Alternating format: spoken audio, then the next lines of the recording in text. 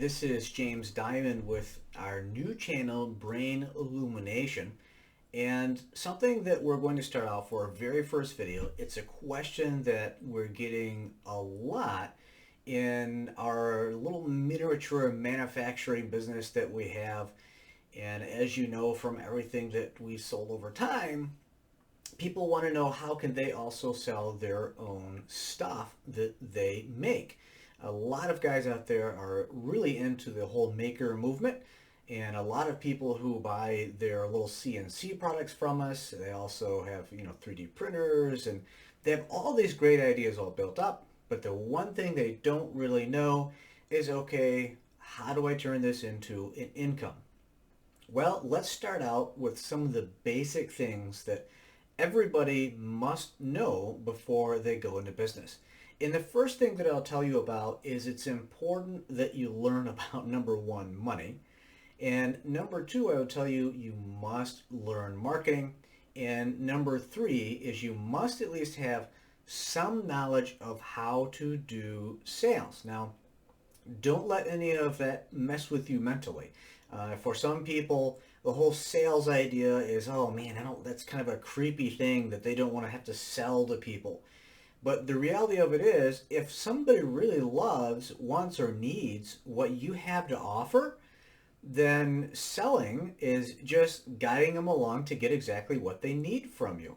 So it's not a dirty thing. It's just, over time, you watch the TV shows, or you go into the dealership, used car dealership or whatever, and they put this weird pressure on you. I'm not talking about that. What I'm talking about is guiding your customers along to get everything that they need. And you don't want to shortchange them because, if they want what you have, but they just don't know the features, don't know the benefits that what you have offers them, you're helping them out. The other thing is learning about money. Sometimes people think, well, I know all I need to know about money. And actually, in my experience in business, is rarely is that ever the case. So it's really important to learn about money. There's some really good books about it. It's also really important to learn about marketing. If you don't know about marketing, then you will never get off the ground and you will always be struggling. And I also give you a list of books that are excellent books that can help you in these different categories. And they're all, do your research too. There's always going to be a lot of things on the internet as far as courses that you can get that are, good on marketing. But don't get overwhelmed by it, and don't think you have to know everything to get started. It's like one person once told me, you really only need to know about 40% and then you get rolling. And most entrepreneurs, what they typically do is they get started before they know everything about wherever they're going, and they just go as far as they can go, and once they get there, they'll see a little further, kind of thing. All right, let's start out talking about money. One of the important things of money that I would tell everybody, and it's kind of a cliche, but it seems like very few people follow it, is always pay yourself first. So when it comes to your business, make sure that you're always taking a cut out for yourself and you're putting it somewhere. Okay, a lot of people get their business done backward. And there's some books on this, and I'll give you some resources down in the description below as far as books that you can go to. And make sure you spend time every day, and I mean every day, reading about these different avenues. In this particular case, we're talking about money. Maybe it's a Robert Kiyosaki book. Anyway, make sure that you pay yourself first. Always take your money out first, and then the rest goes toward bills. Most people in life do everything the exact opposite way. They will look at their bank balance and then decide what bills they can pay, and then whatever's left over, that's kind of their profit. And if you do it that way, for some reason, whatever it is, however humans operate, you will always be struggling. So it's better to take your profit ahead of time, and then whatever left, then you begin to learn, okay, this money I have left after my profit, I've got to make my bills and my budget fit within that. Because if you don't, the other way around, your bills will always eat up all of it, just all of it, and you'll have maybe nothing left, and you'll struggle, and a lot of and then somebody can end up even actually hating their own business because of that, just that struggle alone. And you also want to learn about in business when it comes to money, what are actual assets and what are actual liabilities. Assets are things that are actually going to make you money. Liabilities typically are things that are not going to make you money. It will take money to even own it, and it's not making you any money, or the amount of value that it's increasing year by year is actually less than what you're paying to actually own it. So all of those things, important to learn about money. The second thing we'll talk about is marketing.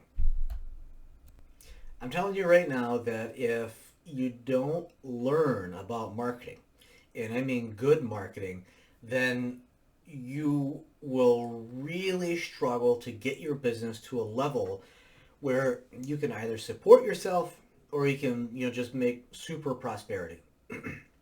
And a lot of guys, when they get into business, don't focus on the marketing because they're kind of a technician. Whatever it is that they have designed or that they're building, or maybe they're really creative, whatever it is, they tend to be very, very good at that, but they don't spend time learning the marketing because somehow they think it's boring or it's complex or it's too much information out there. But I'm here to tell you that it's actually pretty exciting, because marketing is how you're going to make money.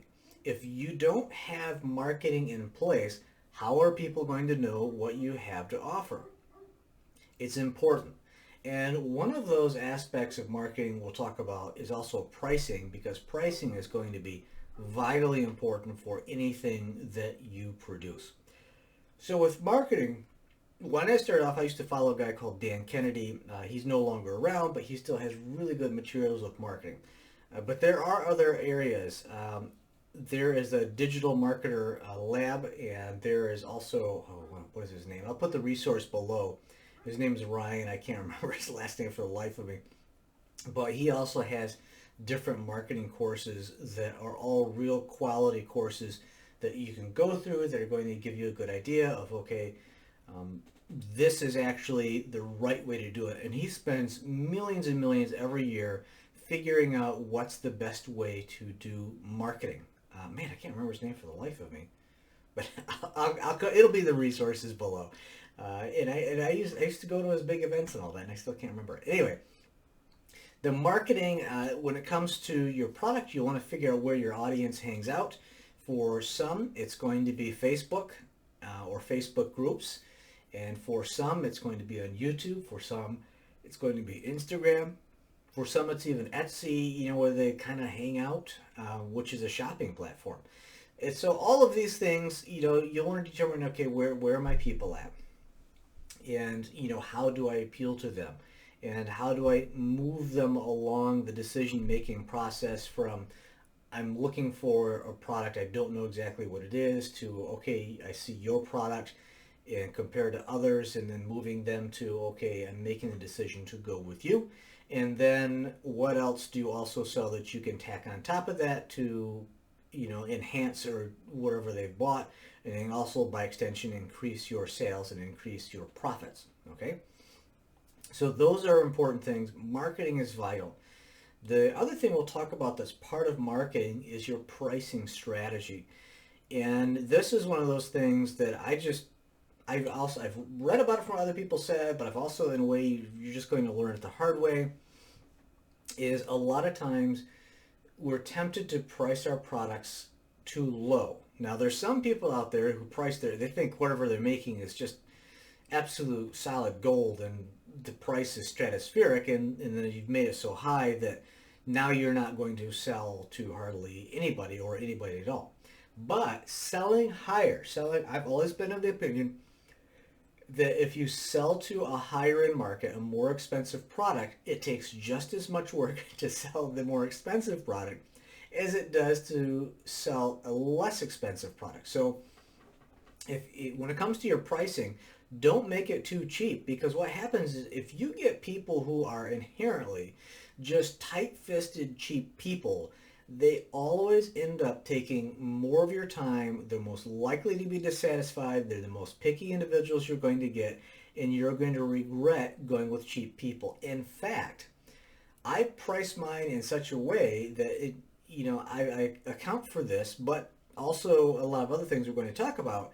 And when somebody comes to me and says, well, your stuff's just too much, can you do this or that? A lot of times I'll tell them, look, this is just not the product for you. You might want to look elsewhere. Because I can already tell ahead of time that this person is going to eat up way too much time, and mentally my time, my actual time on the phone or whatever it is, better to pass. And what you typically want to do is price people out of that. And I'm not just saying, price things really high for the sake of pricing things high. Obviously, whatever you're offering has to have genuine value to it. And people actually have to feel, once they have your product, that the money I exchanged for this, I got more out of this than the money I gave you for this product. So they always want to feel like they're ahead of the game. They want to feel like they profited off from this. So you can't price things so ridiculous high that, man, they'll get it. And they'll think, man, I way overpaid for this. This is ridiculous. So, of course, obviously, even though you're pricing it higher, then you could, if you do the bottom line thing, and that's what a lot of people want to do, is they want to be right in the middle, or they want to be at the bottom. And those are like the toughest areas to compete. Those are, especially the bottom. Those are the toughest areas to compete, and you get the most difficult, challenging customers and clients. So be aware of that ahead of time. The other thing that's vitally important, you have to excuse me, this is allergy season for me, and I'm going to be taking drinks periodically. The other thing that I will mention when it comes to pricing is that you want to make sure that your price includes everything that could happen and you still make a profit. Not break even, make a profit. Let me give you an example of what I'm talking about. And this is actually something that happened very recently with some headstocks we built for small CNC machines.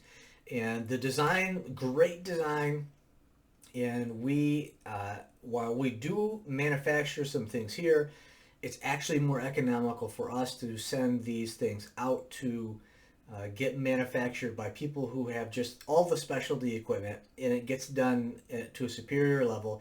And then once we get the parts in, then we custom assemble them according to what the customer wants. So I have this really big order of all these different parts across like 3 or 4 new models of product, and I get the shipment in, which ends up being delayed months and months. And stuff like that's going to happen. Just know when you're in business, you're going to get some crazy delays once in a while. Weird stuff's going to happen. Right now, this is during the COVID thing, and this is even extended, things even further out. But what happened is we got the shipment in, and this was a new place that we just started dealing with. They really talked a big game about how they knew exactly what they were going to do, and then the shipment that we got was all screwy, and everything was wrong. In fact, no, I take that back. We had the company we dealt with actually sent us everything that was all screwy, not the new one. The new one actually did send us some things that ended up being out of spec, but that's going to happen once in a while. But anyway, so we get this order and everything is messed up and nothing works. And I shouldn't say it, maybe that's too broad of a statement. I need to get out of the habit of making broad, sweeping statements about things. But not everything was messed up, but some critical parts of every part was messed up that made everything useless. So they didn't mess up everything, but they messed up some really critical parts. And that set us behind, as far as capital. Because if you're putting out tens of thousands of dollars and you finally get it in, sometimes you're kind of at the mercy of, okay, now we got to depend on these guys to fix this, and they're going to have to fix this at no charge, and they're going to be eating some money, so they're not going to be that enthusiastic about it. Well, that kind of stuff happens, and I don't tell you that to discourage you. What I'm telling you that is that you price that into what you sell. price that into what you sell, because we have had some instances where we had to eat the cost on that because the manufacturer they couldn't or wouldn't cover the whole thing, and we split it. They said, well, I can't afford to remake these. Can you pay for at least half of it? Which I didn't want to. But we did it because that's what it took to get the job done. And then from there and in, they made everything just right. But you've got to price it in. So a lot of times when you're really small and you're selling these products and you're thinking it's not costing you very much to make these things, that's not a scalable way to think. You've got to think, okay, how much is this eventually going to cost me to make if I've got to make these things in bulk? I've got to have other companies to make it. Now, what you have to add on top of that is, okay, how much do I need to be selling these things at? Because let's say an order grows screwy and I have to eat, the cost of something. Okay, so you have to build into your pricing, not just where you start out, because if you're just a guy working by yourself, sometimes you can have these really high profit margins, but as soon as you start to add overhead, you have to think to yourself, okay, how much do I need to be selling these for if I've got, a building rent I've got to pay for and all the utilities on it. I've got, payment on new machines, okay, whatever it is, you've got to think ahead. 3 years from now, 4 years, 5 years from now, how much is it going to actually be costing me in overhead? How much is it going to be costing me maybe in disasters if they happen? The other thing is you've got to count on not just the disasters happening that other people get you into, but you also have to consider when you break stuff. Because the truth of it is, when we do assembly of things, occasionally we drop something. I can have a fully assembled part, and something happens, it drops, and it smashes in the end of it, and now we've got to take this whole thing apart. And sometimes when you take things apart, that you use metal to shrink together, that's a destructive process. And sometimes, frankly, you break and ruin stuff. So you have to also price your things in such a way that you can break stuff and you're still okay. It's not going to sink you. Sometimes, though, some projects that just may not be the case. If you break something critical, then maybe you're going to eat it. But, nobody tries to do that. We try to take out, all the precautions we can so that doesn't happen. But look, stuff's going to break. You're going to break. Machines are going to break. Things like that. And you have to price things that cover that. The other thing that you have to price in there, I know this sounds like a lot. It sounds like a lot, but these are things you have to start getting in your brain ahead of time. Start kind of thinking about. Don't let it mess with you and discourage you from doing it. But put these in your brain and start thinking about them. And I'm telling you, for some reason, the brain just magically can come up with solutions once you start looking for them. And there's a reason for that. It's called the ascending reticular activating system. But we'll talk about that a different time. So you got to price it for that. You got to price it also for your R&D. Remember, you'll probably want to keep expanding your product line, okay? And in order to do that, you have to pay for research and development. And a large part of research and development, unfortunately, is you're going to have a lot of wasted spending and you're going to create a lot of junk, okay? In fact, my dad used to say that if you're not making a mess, you're not doing anything. And when it comes to R&D, you're going to start on some things that you're going to get into and decide that, okay, it doesn't work. Or you're going to do prototypes, and those prototypes don't work till, okay, I've got this. So you're going to be producing some junk. You're going to be throwing some things away, frankly. And you're going to be buying some products that, you're going to invest in some products, to try in different parts, and some are going to work and a lot of them aren't. So you have to accommodate for the cost of R&D. It's just got to be in there if you ever want to expand beyond your current product, especially if you're talking about products that you offer, products that are more sophisticated. The more sophisticated they are, the more parts involved, the more this is going to be the case. If you're doing simple things that wouldn't be the case, maybe you're just doing, let's say you have a CNC router and you're just cutting things out of wood, in which case, your R&D is just going to be, the wood material and some bits. But for other things like I do, you've got to consider, the 3D printing cost involved of it, the machining cost involved of it, the time in machining it, the cost of whatever I have to pay for things that I don't have machines for that I have to send out. We used to send, not anymore as of recently, but we used to send out all of our grinding work to shops that have grinding machines, because grinding machines are outrageous expensive. And we wouldn't be using them enough to justify a payment on a grinding machine. So we have to use an outside source. Not anymore. We just ended up building our own. But that has to be taken into consideration. Okay, so we talked about that, and you got to price things right, because if you don't price things right, the whole business will be totally screwy. Okay, the last thing we'll talk about, unless I think of something else, is going to be sales. So sales, you can get books on sales, and when people think of sales, sometimes they think of it's kind of sleazy, but it's not. It's really not. In fact, it's a real joy working with some of my customers. I've got really, really great customers. Excuse me. And that's also what you want too. You also have to forgive me too. If I yawn once in a while, whatever medication is I'm taking, it just does that. So I'm going to apologize now for that. Maybe you've already seen me do it. But anyway, sales. So you really want to learn some sales. And there's a lot of CDs, a lot of courses out there. You can go to Earl Nightingale's website. His courses on there on sales. And, if you pick up a course, you pick up, a book. And I recommend that in each of these categories, when you're learning about money, you're learning about marketing, and you're learning about sales, that you always are reading new books, going through new courses. In fact, you are so animate about it that this is something that you schedule to do every day. Everybody can spend 20 minutes a day. Come on. Everybody can spend 20 minutes a day reading a book about these different areas, okay? And you don't have to read them straight through. Sometimes I go back and forth between books myself or courses, and not just straight through. And there's actually some brain reasons behind that, why that actually works. Some people just think pushing straight through and getting it done is the best way in a book.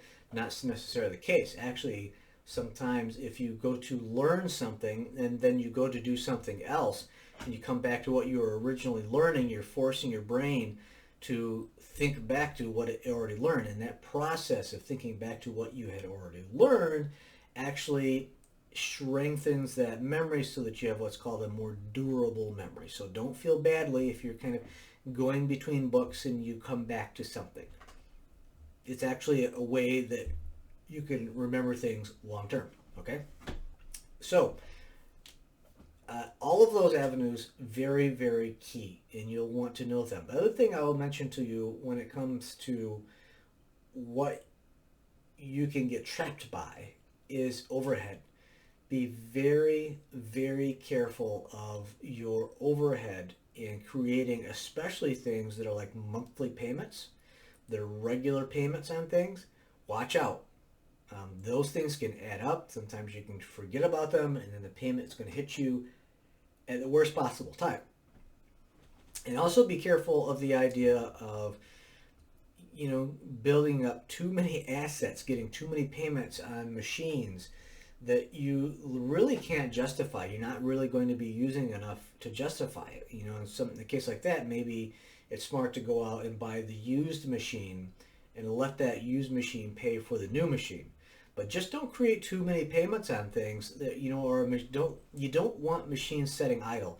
In some cases, when you have a really high profit product, sometimes it's okay to have some machines sitting idle, but that's not real optimal. And sometimes you'll want to use outside people. Yeah, it's more expensive sometimes to use outside shops to do what you want, but sometimes that's just where you've got to start, okay?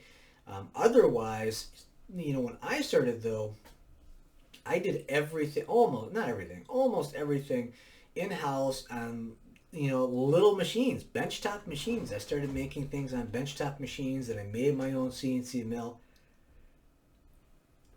Oh, see, what did I tell you? What did I tell you? Maybe it's just too, you know what?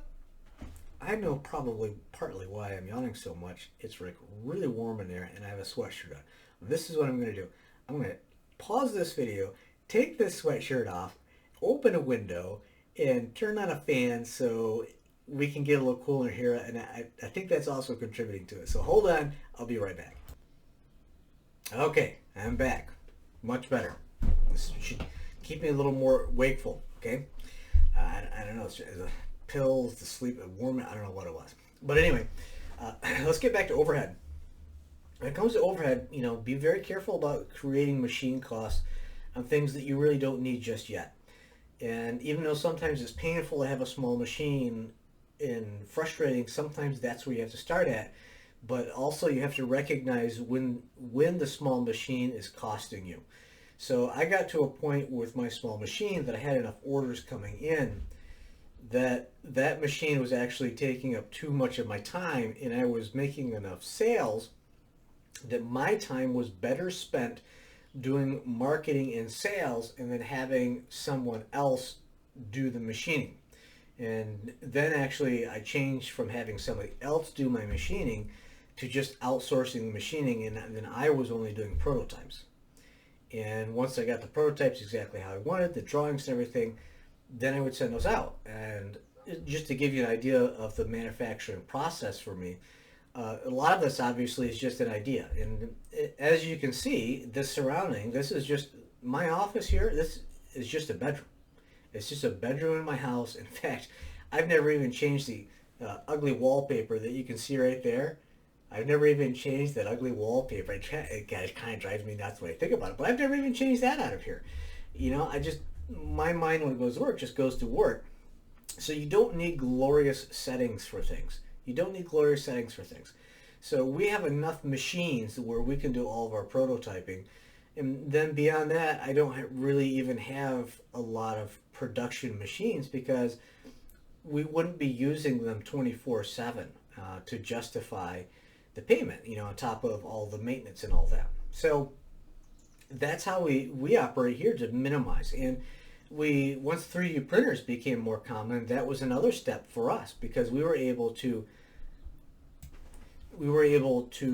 start making prototypes very inexpensively. The downside is a little disappointed with 3D printers is you really can't get them to print with machining type accuracy, and you got to kind of work around that, and sometimes things aren't exactly round or square. They need to be round or square. In fact, I'll probably be building my own. I have a few pretty good ideas how to greatly increase the accuracy. But anyway, that was another thing that came along that we invested in that we used a lot, but we didn't buy a machine so expensive that the only way to justify having the machine was we had to be putting out products constantly. And we don't put out brand new types of products just constantly like that, and nor do we have a service that's doing prototypes. You're going to see I'm in my home office, and during this COVID thing, obviously everybody's a lot of people are at their home anyway. But I got a cat. You're going to see him hopping and walking around here. I love cats and dogs, so anyway. So don't go overboard, even on those kind of things, thinking that, I've got to have, some huge production quality thing. So, don't go overboard on overhead.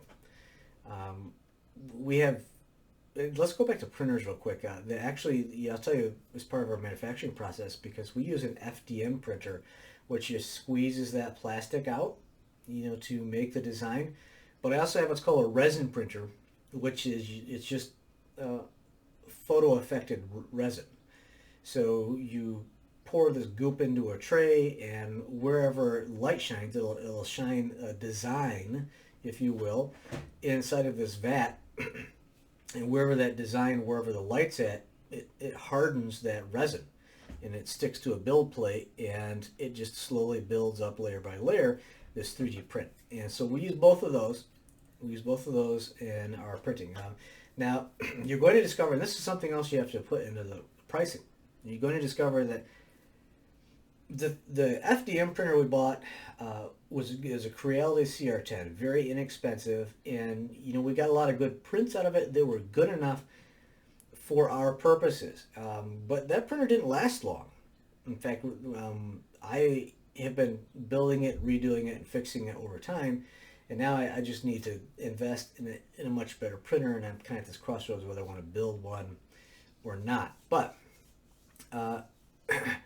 the resin printer we bought, I was very disappointed in. Oh, maybe that didn't help. I don't know why. Sorry, folks. The resin printer that we bought wouldn't hold very good tolerances, and we were told they would hold excellent tolerances. Now, there's a difference when you'll discover this if you go to buy a 3D printers.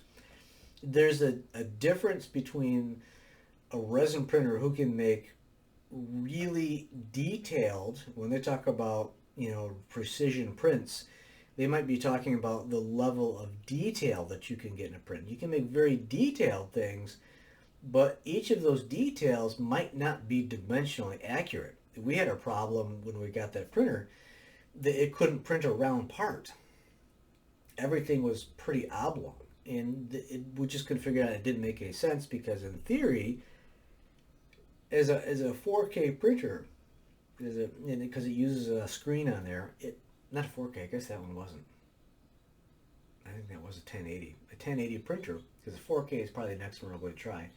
The 1080, it just would not print round. And then there's certain other printer designs that won't print round because how it shoots print round well because it shoots a laser, but for print square, it won't print a square right. So, these are different things. You're going to invest in different machines over time that simply aren't going to do what you want. And again, that goes back into pricing, and you've just got to know that that's going to happen. And it's not just you in that you've got some bad luck on buying machines. That's everybody that's an entrepreneur, because frankly, entrepreneurs, their job, something they do better than just the average Joe, is solving problems as they come up. And then that's why entrepreneurs can get paid so well doing things that they like, because they also have to do these things that other people don't like and won't do. So, like one person, I read these books a long time ago when I was a teenager, that he said, if you'll do what most people won't do, then you'll be able to do what most people can't do. And that really is just so true. So don't, if things are going screwy on you, that's okay. Another person told me once that, success is on the far side of failure. And just before, the really big movements forward in your progress, they usually come just after some disastrous event. And I can't count the amount of disastrous events that we have had that ended up turning out great for us. An example I'll give you is, once in a while, I'll be designing something and on my CAD software, and something happens, the file gets lost, it gets destroyed, or it's something I did, it's something that's happened that was out of my control, and it's gone. Whatever it is, it's gone. And I have to start over from scratch. And, I really hate that when it happens. What I've also discovered is I can't always complain about it, because sometimes the second time around forced me to fix things that should have been fixed, but I didn't know until I was designing it. But I was like, I don't want to go back and redesign that thing. I've already this far in. But now that I had to start over from scratch, I could design it exactly the way that it needed to be. And the second time around ended up being far better than the first time around.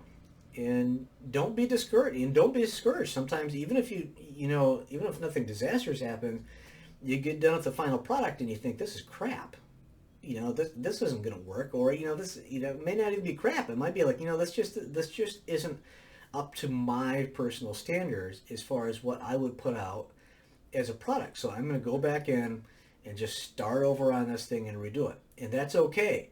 That is how a lot of people with great products and great services that's just how it works. And you can't poo-poo disasters too much, because for some reason, it's those giant disasters, it's that hardship, it's that losing your job, which forced you to do something that you like even better.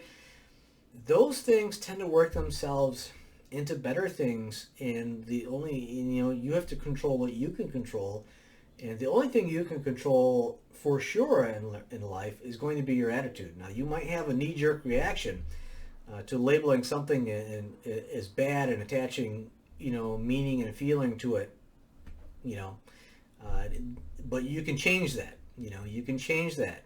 And when it comes to changing your attitude, and this is when it comes to an entrepreneur, it's going to be about attitude. So much of it's going to be a mental game for you.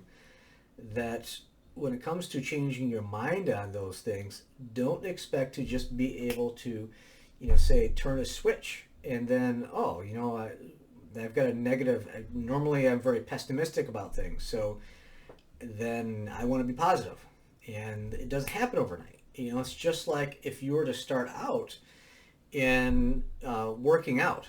That if you hadn't worked out in years, or maybe you've never even worked out, then you started, doing weightlifting, you're going to discover that you're kind of weak in certain areas. And it's actually, it's like one person says, it's every day, bro. It's every day. So it's that working out every day consistently and eating well. In fact, I encourage everybody to read the book Atomic Habits. Read the book Atomic Habits. Read the book called The One Thing, and a lot of the things kind of cross together in that. It's so important that it's just what you're doing daily. It's your rituals, it's your routines that are going to serve you, and it's going to be your ritual and your routine of thinking that's going to serve you. It's going to be your ritual and your routine of thinking that, is going to change your attitude on things. And it's actually less work to be positive about something than it is to be negative. And there's always a certain amount of negative people out there. And if you're caught in this, I'm just going to let you know ahead of time that for a lot of cases, negative people are just mental cowards. And if you don't want to be if you don't want to be a coward, stop being negative. Because the only thing being negative typically does for a person is that it releases them from liability that they have to change, or that they have to put some kind of effort forth. Because why keep doing it? Why try? Because it doesn't make a difference anyway. Whatever is going to happen, or this always happens to me, or whatever it is. It's just a way out. It's just a way out. But if you say, look, okay, I think we can fix this. I don't know how, but there's got to be a way, or you just ask yourself, look, really, is it really possible somehow, some sliver, is there a way we can change this around? And there is some way. You may not know it yet, but you just kind of move forward until you see it. That means you got some work ahead of you, to make that change. But if you're like, hey, this always happens to me, or you just, whatever that negative feeling is, a lot of times that's just lazy. It's just mental laziness. And it's not until some people realize that they don't want to be cowards. They don't want to be cowards. They don't want to be known as a coward. They don't even want themselves to know they're a coward. But once they realize, this negative thinking is actually just kind of an out for me, I'm just cowarding out, that's when they start to make this change. But those changes, when it comes to mental changes, just like physical changes, just like diet, those things happen over time. And it's what you also feed yourself. So you want to continue to read about and hang around people who are positive, because that's all like food for your brain. So the reading, let's say the reading and the exercises you put yourself through to change your attitude, or to learn a new skill, to learn marketing, to learn sales, to learn about money, okay? Those are like reps, okay? But a lot of times the people that you hang out with, okay, the people that you hang out with, that's like the food that you eat. The things that you think about, okay, how you think. That's like the food that you're feeding, your muscles. You're either going to strengthen your negativity, or you're going to strengthen your positivity. okay? And it's those recycling thoughts. And it's important that all of us, I think, be conscious of what are my thoughts. In fact, I used to set an alarm that periodically throughout the day that would go off, and it would just remind me, okay, what am I thinking at this moment? What am I thinking at this moment? How is this making me feel? And what do I want to be thinking about? How do I want to be feeling? So those things would change. And, you know, it's tougher, it's easier and tougher depending on how you feel. I have migraine headaches, and sometimes I don't feel well. The medication doesn't make me feel well. You know, so sometimes it's a little tougher than other times. But character is doing what you know you should or must be doing even when you don't feel like it. Okay? So being aware, just being aware of your own thoughts, because depending on what person you listen to, the average person has, like, you know, I've heard some people say 20,000 thoughts, and I've heard up to 80,000 different thoughts in a day. It doesn't even have to be different thoughts, just thoughts in a day. And if just 5,000 of those thoughts are recycled negative thoughts, you know, if you tell yourself something negative 5,000 times or 10,000 times or 20,000 times every day for 10 days, even if it's 5,000, that's 50,000 negative thoughts. So how do you think you're going to feel, you know, with 50,000 negative thoughts that have run through your brain? And really, those negative thoughts don't change your outside circumstances. In fact, if anything, they're limiting your chances of recognizing opportunity. Because if you've already given up and you're pessimistic on something, your brain has lazied out and it's turned off its ability in what's called the ascending reticular activating system. It turns off your ability to be scanning your environment for opportunities that you can take advantage of. You know, and this is what people really mess up who are pessimistic. And they don't make very good entrepreneurs, is their brain is already closed off that, you know, these people who make money in business, they're just lucky. They lucked out. You know, they were born that way, or they lucked out with some talent, or they just fell into something.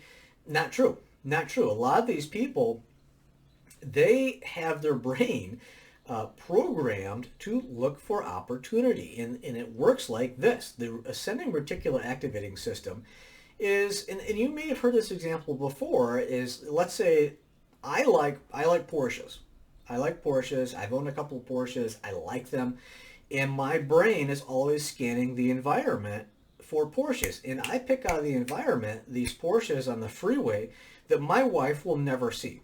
She would never scan and pick out a Porsche, or I pick out Teslas.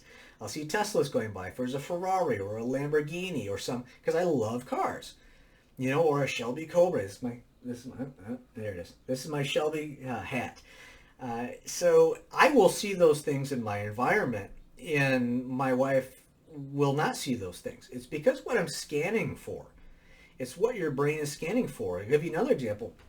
The power of this, if you've ever had the idea, oh man, what's the name of that singer? I can't think of that. You know, you hear a song, and then you consciously forget about trying to think of the name of that singer, but for some reason, at some random moment, hours later, bam, the name of the singer comes to you. It's because your brain is still thinking about whatever that is.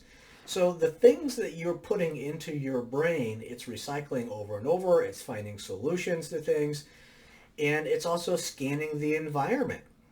Because maybe it was something in your environment that you saw that made you think of that singer, remember the name. So your brain, the subconscious part of your brain is so powerful, and it's going to dictate the vast majority of your life. Because as Brian Tracy once said, he's a well-known speaker when it comes to business and sales and motivation and all that stuff. I really like him because he's not like a rah-rah guy, but he's like legit, practical, real-world stuff kind of guy. So he said, you know, I got so wound up in that part about Brian, I forgot what I was going to say. See, that'll come to me in a minute. We'll see if that happens during this video, or maybe it'll happen after the video. I don't know. We'll see. But anyway, and what you see in your, all the opportunity is available to everybody. It's just what we have programmed. I know what it is. It just came to me. He says in there that 80% of your results comes from your habits, and your habits are what's in that's programmed inside of your subconscious mind that you just do automatically. So just like you automatically start thinking about, okay, I'm scanning for Porsches, or I'm scanning for Shelby Cobras, or I'm scanning for Mustangs if you're a Mustang guy or a Camaro guy, or a Challenger guy. You're scanning for the environment for those all the time. Same thing is your brain is always acting to turn these pre-programmed things on in your brain and how you're going to act when you see opportunity or you just scan it and you don't see it. Because those habits are going to dictate every portion of your life. 80% of your results come from usually 20% of your habits. So make sure you're controlling those habits. Make sure you're controlling what your mind is thinking about. Being very aware of what you are thinking about at any given moment. In fact, actually I kind of learned this when I was like 17 or 18. I had this friend. She was a girlfriend that I had, and she was really big. For some reason, she would just at random moments say, "What are you thinking about?" And then it would kind of bring me back to reality and think, what am I thinking about? And then, we had this pact with each other that, look, it doesn't matter what it is, how embarrassing or stupid it is, no matter what it is, we had to tell each other what we're thinking. And I would do that to her. And it was kind of a game we had. Just, hey, what are you thinking right now? And that's what clued me in to a degree when I was younger. It's like, what am I thinking right now? Because those repetitive, and you'll find out that a lot of times it's repetitive and what you say over and over. Now here's another weird aspect to this too. It's not just the repetitive thoughts, it's like sometimes the attitude of how you're saying things to yourself that makes the difference. Because when it comes to communication, if you do any amount of research in communication, you'll find out that really only it's like 10 to 20% is what you're saying, but 80 to 90% is how you're saying it and how you're postured, right? That's the huge part of communication, is how you've said it. If I said to you, if I were to say to my mate, let's say that. Well, if I were to say to my mate, hey, can you go get that for me? Or if I said, hey, can you go get that for me? That's two totally different meanings. The words are exactly the same as two totally different meanings, but it's the same in our brain with how we might be saying things to ourselves in our brain. We have to be very careful of the tone we're using in our own brain. So, for example, if you've got a temper, or if certain things are prone to make you mad, hey, be very cautious in your brain of how you're saying it to yourself. Because weirdly, you've even got, certain tones and attitudes of what you're even thinking about in your brain. So be conscious of even that. Because these things, I know they may seem like really what's called esoteric or kind of far out there, hard to understand, just kind of unusual, rare thoughts that somebody might have. It's not foo-foo stuff. This is like legitimate, real stuff that's going to affect your income. And the reason I spent so much time talking about the mental aspect of this is because it's going to have such a huge impact on your level of success. A lot of things that you're going to learn, even about finances, and there's tactics that you're going to learn about sales and tactics you're going to learn about marketing. You have to understand that even in each of those different categories, it's oftentimes the mindset and how you think about things, that in your philosophy on things, okay, that is going to alter how well you ultimately do. If you know just little technical aspects of how something is done, but you don't have the bigger, broader view of the why it's done that way, you're just not going to be as good of a business person. In fact, even when it comes to somebody, let's say it's a machinist, they understand how the machine works. Let's say they have just a Bridgeport mill. I don't know if you're familiar with that, or they have a lathe. But they understand the mechanics of the machine itself. They understand the mechanics of why metals react a certain way they do when they cut. Compared to somebody that just says, okay, this is the rate of cut I have to have, and this amount of material, just if they just have the numbers in their head of what they need to be doing, they're not going to have the feel for what it really takes to make great products on their machine, because they don't understand things. They don't understand conceptually how things work. And it's the same thing that you have to understand on a philosophical level. Okay, philosophically, when it comes to finances, I always have to pay myself first, because otherwise I just know it's a weird human phenomena that if I don't pay myself first, then I will not have anything left over, because for some reason expenses always tend to expand to meet whatever new income I'm making. But if I pay myself first, then I tend to find that my expenses tend to shrink to fit whatever I have left over after paying myself. It's a philosophical way of thinking. And, the person who thinks to themselves, I'm not the kind of guy that gets easily rattled. What I think when a problem comes along is, yeah, I might have a knee-jerk reaction like, oh man, this sucks, this is terrible. But then, I gather myself back up. I remain calm. I'm not yelling at people. I'm not yelling at myself. I'm just like, okay, all right, what can I do from here? What did I learn? And, what new opportunity does this present, if any? Because, there's always something to learn. It's like the saying goes is, sometimes you win, sometimes you learn, okay? And that's a philosophy. That's a philosophy to live by. Sometimes you win and sometimes you learn. So even these little cliche things that I've put in here, these sayings, don't discount those. In fact, it's oftentimes, if you've got some really good little saying that you like, put it somewhere, put it on your mirror, review it a lot, or even set a timer to go through and review it and actually think about it, not just read the words, but think about it and how it applies to your day or what's happened in the past hour, because you want that to be thought about over and over and over and over and over again until that is what is in your subconscious, so that your ascending reticular activating system is now filtering your environment through that new philosophy. And that's how I've been able to, I've got so many designs that are just in queue, ready to go for product development and sales, that I've got that whole thing primed and ready to go. So, and how I do that is because my brain has been programmed over time that, okay, even though something was a disaster that came out, this new product, and frankly, all of my biggest selling products came from disasters. When I first started out, and my brain was scanning for it. My brain is scanning. Okay, how can we make this better? Okay, this is terrible. In as much as I spent all this money on this machine, they told me it could do this, but it doesn't do this. So how can I make it do this? And not only that, can I sell this? Can I sell my idea? And it's just like recently, we had this COVID-19 right now that's going on, and the shop that I would normally use to finish out some of our parts, some of our grinding. Or even some turning in some instances, they're closed. They're just not available to us. And grinding shops, they're few and far between anymore. And not only that, you've got to find one that do things cost effectively, because a lot of these guys have machines that are $500,000, $1 million machines, maybe, and they've got to be making that monthly payment on this thing. And so they've also got to be paying for that machine. They got to be making the monthly payment on that machine whether it's being used or not. So they have to price that accordingly.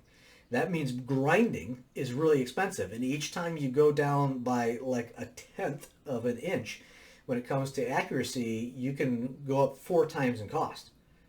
So we can't just use any grinding shop, because otherwise our products would be so expensive we wouldn't make any money on it, and it would be too expensive for a customer. So we were really limited, and then the shop we wanted to use, it's closed. It's closed. I would have thought that would have been a necessary business. Apparently not the case. Or they just chose to be closed. I don't know which one. Anyway, we decided that, you know what, because the government keeps extending this date out, we're going to have to make our own grinders. We're going to have to figure out, we don't have the resources to buy a $500,000 or even a $250,000, or I don't even want to spend $150,000 on a grinder. We already make headstocks, and that's the biggest part of the grinder. let's see if we can build our own grinder. So, that spurred me on to figure out exactly everything we had to do to go into it. How to get this thing down so that operated actually into the millionth. So we got to dial down to an accuracy of 10 millionths, in some cases less than 10 millionths of an inch run out. So we now have the grinder, but not only did this little disaster, if you will, that we couldn't get our grinding done by the shop, it turned out to produce for us in-house grinding, so we have control over the whole grinding situation in case something ever happens again, because once in a while we'll want to get a job done, and because we're a smaller order compared to maybe some really big Fortune 500 company, their order coming in, we get shoved behind. We now have control over the grinding process and when and how it gets done. But beyond that, now the grinding machine is a new product for us. And the beautiful part about that grinding machine that's a new product for us is that grinding machines are really, really costly to buy because that level of accuracy. So now we have this small grinding machine that can get a level of accuracy that these guys are paying $500,000 for to get. I mean, the only thing that, of course, there's obviously going to be some differences. You're not going to have the same levels of production with this as your a $500,000 machine. And some of those machines, that $500,000 grinding machines, have controlled temperature and humidity controlled environments that they operate in and all that stuff. You're just getting the headstock portion of it, basically. But it really opens up a whole new world of product sales for us, and it opens up a whole new world for our customers to start selling things that are, if you start doing grinding, there are certain, if you can find your client, especially if you can find the golden egg client kind of thing to get you started, that you're making this one product for these guys, and you could make hundreds of thousands or even millions of dollars. If you got a series of these grinders doing whatever this job is that they normally would outsource to some company that that has a bunch of $500,000 or $1 million grinding machines. A $1 million grinding machine, probably those a little farther and fewer between, but $500,000 grinding machine, they're normally paying all this money for some outside company to do that. It's a ton of money. Maybe you can come in at half the price, and you have such low overhead that you're just making a killing. You're just making a killing. And that actually kind of leads me to another point is, and I see this over and over, is a lot of guys, they might work for a company and then they might see an idea, okay, this company is outsourcing this particular part and it's ridiculous the amount of money they're paying for it. I can do this at my home for half the price and still make an absolute killing. And they get started out that way, and that's awesome. That's awesome. I know a lot of people who have made enough money that eventually go on to retire just off from that one account. But things are different now, and the only constant in life is change. So it's that whole don't put all your eggs in one basket. So even though you're doing really well with one or two or maybe three clients, it's still a really, really good idea to start to find other clients, and maybe you can even get a few more of those golden egg quality ones, but get some other clients so that you have enough clients if something goes wrong, because sometimes anymore you just don't know what's happening underneath the surface. You can have a company that has an amazing lobby and they've got all these sweet machines and they're huge and all these products, and then the next day you're reading the news that they're filing for bankruptcy. You just don't know what screwy thing is going on in the background. And especially because a lot of these people, when it comes to a publicly traded company, they try to make things look good because they are under pressure to do that because of the stockholders. They've got to make things look really good.